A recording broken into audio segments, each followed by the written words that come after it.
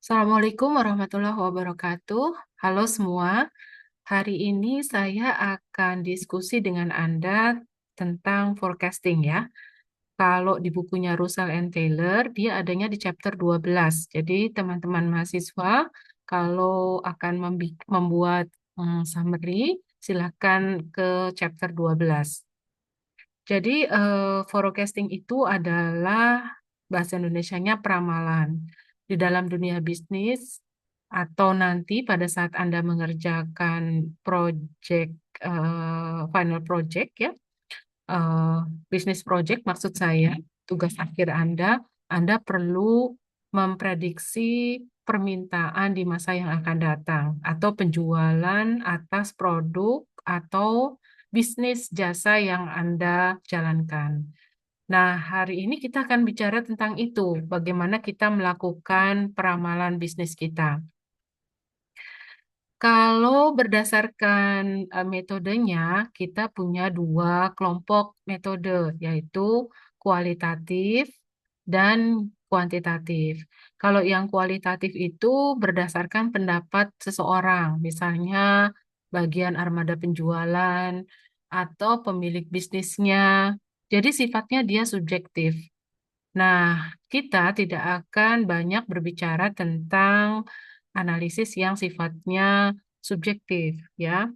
Nah, hari ini kita akan bahas lebih banyak ke yang kuantitatif methods, ya. Nah, yang kuantitatif method itu based on mathematical formula. Jadi kita pakai formula matematik untuk memprediksi penjualan kita di masa yang akan datang. Nah,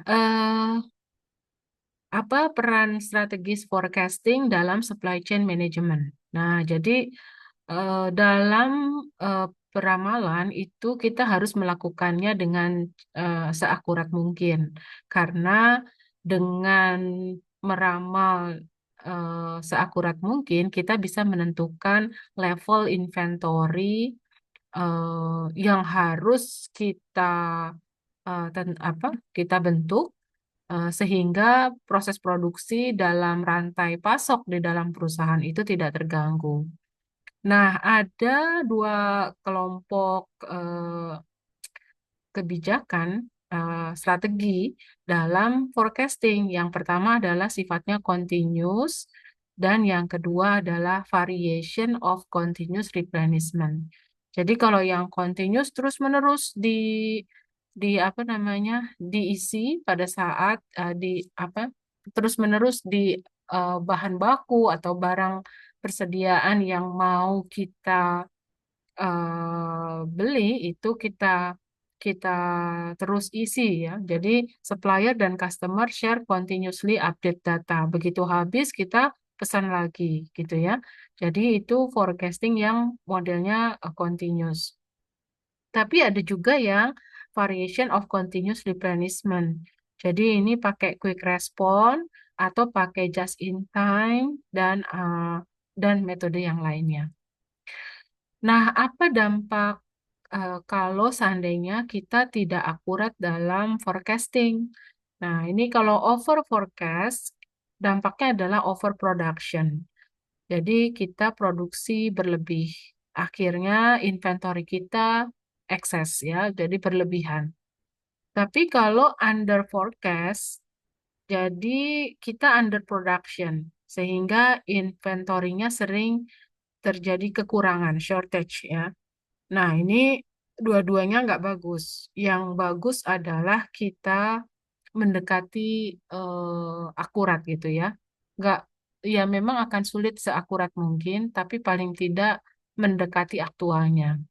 Sehingga dia tidak terlalu banyak atau tidak terlalu sedikit. Nah, bagaimana caranya? Nanti ada tekniknya sehingga kita bisa memprediksi keakuratan hasil forecasting kita. Oke, komponen-komponen dalam forecasting demand itu ada time frame. Ya, kita bisa forecasting dalam waktu jangka pendek atau middle range forecast. Atau kita juga bisa forecast untuk jangka panjang, 10 tahun misalnya. Kemudian perilaku permintaannya ada kecenderungan kemudian random variation, siklus, cycle gitu ya, dan seasonal pattern. Nanti empat-empat metode ini, empat-empat perilaku ini bisa kita lihat dalam bentuk gambar.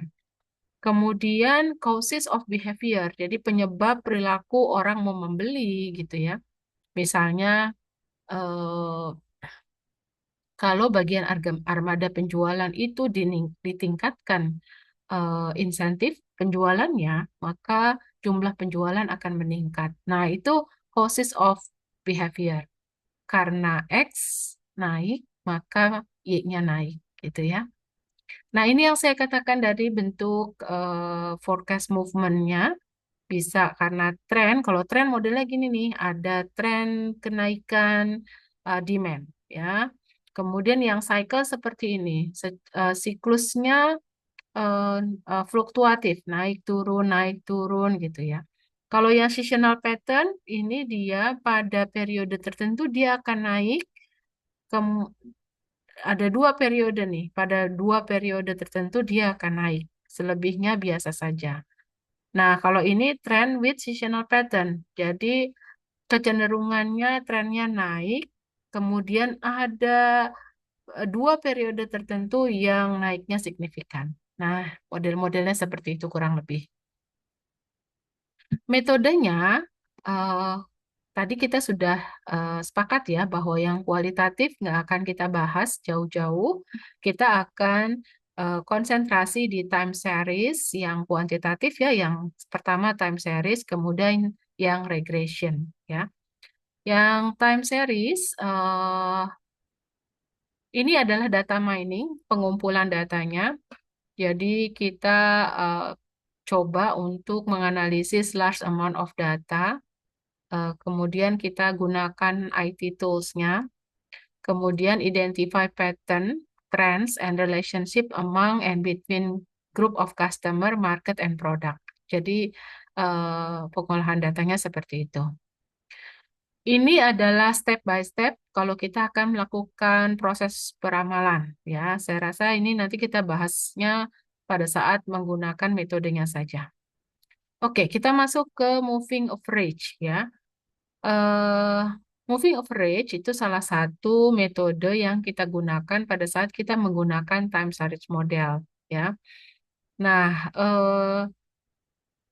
dalam moving average itu kita bisa menentukan kita buat rata-rata bergeraknya 3 bulanan, 4 bulanan, 5 bulanan, atau dalam kuartal juga boleh gitu ya. Nah, rumusnya mudah saja. Kita merata-rata data, kalau misalnya moving average 3 months, berarti kita merata-rata data 3 bulanan. Maka sigma demand Januari tambah demand Februari tambah demand Maret dibagi 3. Mudah sekali. Nah, kalau kita dikasih data seperti ini ya, ini ada data Januari sampai bulan Oktober, lalu kita ditanya berapa bulan November. Nah, ini ya. Jadi kalau kita ditanya November itu butuhnya berapa sih kalau kita pakai hasil forecastingnya berapa kalau kita pakai yang 3 month moving average.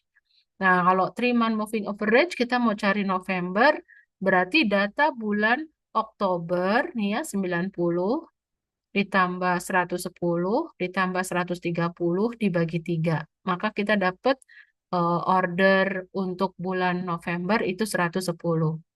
Kalau kita pakai yang 5 bulanan, ya, berarti kita datanya dari Oktober, September, Agustus, Juli, Juni. Juni terakhir 50, ya.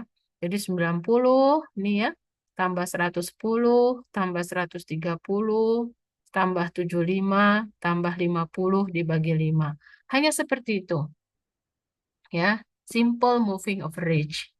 Nah, biasanya nanti kita membuat gambarnya nih. Jadi ini yang aktual nih yang biru, kemudian yang 5 bulanan, ya, dan ini yang 3 bulanan. Nah, itu ya. Nanti tinggal kita lihat mana yang paling mendekati aktualnya. Nah, dalam moving average tadi ada yang simple, tinggal di rata-rata saja, tapi ada juga yang dikalikan dengan bobotnya. Jadi weighted dikali demand ya. Tergantung datanya mau di rata-rata 3 bulan atau 5 bulan. Saya kasih contoh yang gampang ya dengan soal yang tadi nih. Oktober 90, September 110, Agustus 130. Ini data ini ngambil dari yang tadi nih. Nah ini 90, 110, 130. Nah, kemudian kita berikan bobotnya. Jadi bobot untuk bulan di mana paling dekat dengan bulan kita mau forecast, kita kan mau forecastnya di November ya. Berarti Oktober itu paling dekat dengan November. Maka kita berikan bobot yang paling besar. Ini dikasih 50%. September lebih kecil dari Oktober, tapi harus lebih besar daripada bulan Agustus. Total bobotnya kalau dalam persen harus 100. Apakah harus selalu dalam persen? Tidak. Ya, kita juga bisa buat dalam bobot yang lain gitu ya. Oke, kalau ini dalam persen berarti kita nanti akan tinggal kalikan saja 50% kali 90 gitu ya. 33% kali 110, 17% kali 130. Sehingga dengan weighted moving average bulan November itu 103,4 order. Ya, kita tambahin, kita bulatkan ke atas ya. Misalnya ini produknya nggak bisa dipecah-pecah, ya, nggak bisa bilangan pecahan, maka kita jadikan 104 order. Kalau 103 nanti kurang. Tadi kalau nggak pakai bobot itu 110 ya. Kalau kita rata-rata begitu saja 110, tapi kalau kita pakai pembobotan itu 104 order. Nah, itulah moving average, baik simple moving average maupun weighted moving average. Saya punya exercise satu, ini disilahkan dijawab berapa moving average forecast for June. Jadi bulan Juni berapa? Ya, gampang sekali. Kemudian exercise 2, ini adalah ada bobotnya. Ya, nah ini angka bobotnya. Kemudian ini permintaannya dari Januari sampai Maret. Kemudian Anda diminta untuk April forecast-nya berapa. Silakan Anda tuliskan di kolom komen, di komen ya. Silakan tuliskan komen dengan mengisi exercise 1 dan exercise 2. Sampai ketemu di metode peramalan yang kedua ya.